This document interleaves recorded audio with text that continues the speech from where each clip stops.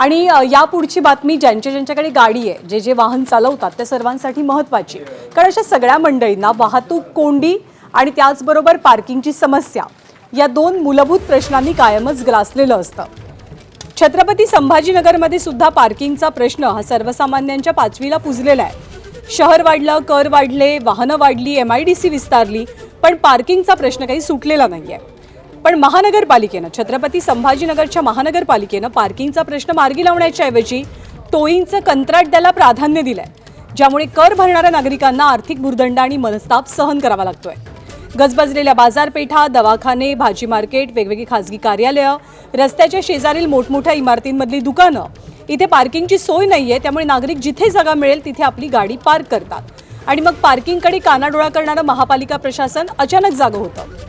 या रस्ता शेजारील वाहनांना टोईंगचा हूक अडकवला जातो.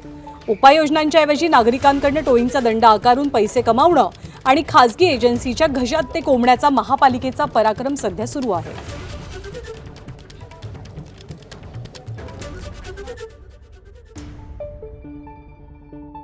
वाहनतळांची निर्मिती अगोदर तुम्ही करा. कुठलाही तुमची मार्किंग नाही, लोक लावणार कुठं? शिस्त तुम्ही लावा, लोकही लावतील. तर टोईंग व्हॅलनचं जर तुम्ही बघितलं ना, इन्शुरन्स नाही त्या गाड्यांची.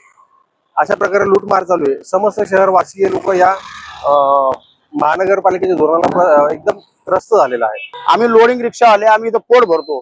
इथं दुकान आहे, फर्निचरचे, काही हार्डवेअरचे दुकान आहे, ते आम्हाला भाडे तोडे देतात. त्याच्यावर आमचं घर धकत पोट भरतो आम्ही. तुम्ही असे फाईन देशाल तर आम्ही काय करणार पुढे? महानगरपालिकेनं अगोदर जे आहे पार्किंगची व्यवस्था करायला पाहिजे.